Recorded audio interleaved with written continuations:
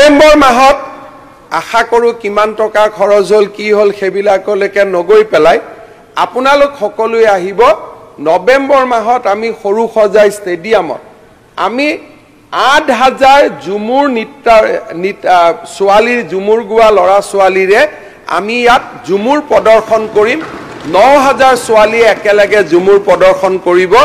আমি বিশ্ব মানচিত্ৰত ঝুমুৰ লৈ যাম তাৰ পিছত আমি কোকৰাঝাৰত আমি আমাৰ বাগৰুম্বা নৃত্যৰ ওপৰত আমি কাম কৰিব গৈ আছো চাহ বাগিচাক ইমান ফোকাস আগত কেতিয়াও দিয়া হোৱা নাছিল এই বছৰ আমি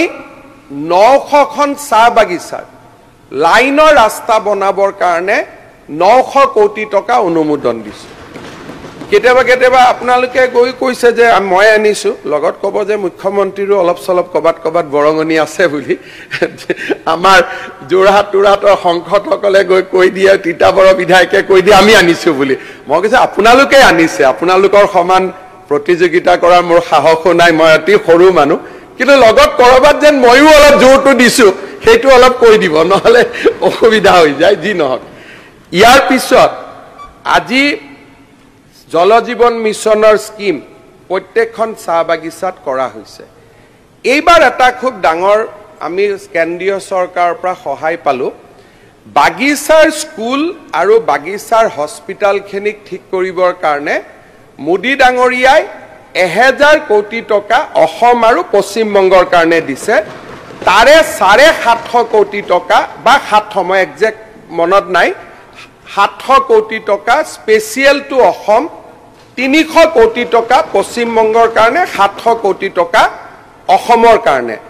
ইয়াৰ ফলত বাগিচাৰ হস্পিটাল বাগিচাৰ এম্বুলেন্স বাগিচাৰ স্কুল এইখিনিত আমি এটা নতুনকৈ অলপ ১,০০০ বা ৭০০ কোটি টকা হাতত পালে আমি কৰা কামবিলাক আৰু সাহসেৰে কৰিব পাৰো এই এটা নতুন কাম আমি এই বছৰ কৰিব পাৰিম ৰূপেশ গোৱালা ডাঙৰীয়াই কৈছে যে দয়াল দাস পানিকা আঁচনি এই দয়াল দাস পানিকা আঁচনিত ২৬,০০০ এপ্লিকেশ্যন পেণ্ডিং হৈ আছে কিন্তু সঞ্জয় কিষাণ ডাঙৰীয়াৰ বাজেটত ৬,০০০ক দিব পৰা আছে মই প্ৰতিশ্ৰুতি দিছো যে অহা বছৰ এপ্ৰিল মাহত ২৬,০০০ক একেলগে আমি দি দিম যিমান এপ্লিকেশ্যন পেণ্ডিং আছে কোনো বিচাৰ কৰাৰ প্ৰয়োজন নাই যিমান ২৬,০০০ পেণ্ডিং আছে যিখিনি কিবা কাৰণত ডিসকোৱালিফাই হ'ল যে চৰকাৰী চাকৰি পালে কাৰণ ৩% চাকৰিত কিছু লৰাই চাকৰি বাকৰিও পাই যাব যিখিনি কোৱালিফাই হৈ থাকে এই ২৬,০০০ক আমি একেলগে দয়াল দাস পানিকা দি দিম অহা বছৰ আমি আৰু এটা সিদ্ধান্ত লৈছো যে ৮ লাখ বাগিচাৰ ৮ লাখ বাগিচাত শ্ৰমিক আছে এই ৮ লাখ বাগিচাৰ শ্ৰমিকক প্ৰত্যেকজন শ্ৰমিকক আমি এটা নগদ ধনু দিম যাতে তেওঁলোকে ল'ৰা ছোৱালীৰ শিক্ষাৰ কাৰণে বিনিয়োগ কৰিব পাৰে কি কৰিম কি নকৰিম এটো অহা বছৰ বাজেটত আহিব কিন্তু তাৰ আমি ইতিমধ্যে পৰিকল্পনা কৰিছো যে ৮ লাখ বাগিচাৰ শ্ৰমিকক আমি একেলগে দিম আৰু নেক্সট ৩ বছৰ দি থাকিম যাতে যেতিয়ালৈকে লাইন এটা দৰিদ্ৰতাৰ কবলৰ পৰা তেওঁলোক মুক্ত হৈ ওলাই আহিব নোৱাৰে গতিকে আমাৰ হাতত বহুত বিলাক আমি স্কিম হাতত ৰাখিছো আৰু এই স্কিম বিলাক হৈ থাকিব খালি কৰবাত যেতিয়া মই আনিছো বুলি কবগৈ তেতিয়া কৰবাত যে মুখ্যমন্ত্ৰীৰ অলপ চলপ ইয়াত সব হৈ গ'ল মোটামুটি এতিয়া হাজিৰাটো বঢ়াই দিলে হৈ গ'ল হাজিৰাটো চাহ শ্ৰমিকৰ হাজিৰাটো বঢ়াই দিলে বাকি বিলাক সব হৈ গৈছে মোটামুটি হাজিৰাটো কেতিয়া বঢ়াই হাজিৰাটো কেতিয়া বঢ়াই 16 চনতে কৈছিল হাজিৰাটো বঢ়াম বুলি অকল এটো হাজিৰাটো বঢ়াই দিলে আৰু বাকি বিলাক হৈ যাব তেতিয়া আপুনি যেটো কৈছে এটোকে মই উত্তৰ দি আছো হাজিৰাটো ভাস্কৰ জ্যোতি ফুকনে কেতিয়া বঢ়াব খুদি লক তেওঁৰ বাগিচাত নহয় তেওঁ আজি ঘোষণা কৰি দিয়ক চৰকাৰে ঘোষণা কৰিব নালাগে এটা চৰকাৰে ঘোষণা কোৱেশ্চন আমাৰটো স্যাৰ চাব লাগে অলপ বিৰোধী দলপতি গৰাকীয়ে নিজে জানে তেখেতৰ পিতৃ অসমৰ মুখ্যমন্ত্ৰী আছিল দীঘলীয়া ৰাজনৈতিক ইতিহাস বাগিচাৰ দৰমাহা যে এচিএমএছ আৰু বাগিচাৰ মালিক কৰ্তৃপক্ষই নিৰ্ধাৰণ কৰে সেইটো আপোনাতকৈ ভালকৈ কোনেও নাজানে পৰৱৰ্তী সময়ত স্যাৰ চৰকাৰে ঘোষণা কৰিছিলে 351 টকা কৰিম বুলি বিজেপি চৰকাৰ আহিলে হেতুকে স্যাৰ এই প্ৰতিশ্ৰুতিবিলাক ৰূপায়ণ কৰে মুখ্যমন্ত্ৰী মহোদয় তেনেকে কয় যিখিনি প্ৰতিশ্ৰুতি দিছে ৰূপায়ণ কৰিম সেইকাৰণে এইটো কৰিলেই হ'ল স্যাৰ অন্য কথা নাহে যেতিয়া কোনোবা মানুহৰ নিজৰ বুৰঞ্জীখন একেবাৰে কাম নকৰা বুৰঞ্জী তেতিয়া আপুনি বেলেগক কৈ থকাৰ কথা নাই আপুনি কিমান টকা বঢ়ালে আপোনালোকে বুৰঞ্জী কথাটো স্যাৰ আহোমৰ বুৰঞ্জী লিখিব আৰম্ভ কৰিছে গতিকে বুৰঞ্জী টানিব নালাগে ঘোষণাখিনিৰ কথাই কৈছো স্যাৰ ঘোষণা কোনেও কৰা নাই স্যাৰ আপোনালোকৰ ঘোষণা আছিল স্যাৰ বিজেপি দলৰ ভিজন ডকুমেণ্টত লিখা আছে স্যাৰ মাননীয় অধ্যক্ষ মহোদয় এটাই কথা মই কম যে যি মানুহে যেতিয়ালৈকে নিজৰ ইতিহাসটো ইমানে বেয়া যে বাগিচাৰ মাটিৰ অধিকাৰ দিব নোৱাৰিলে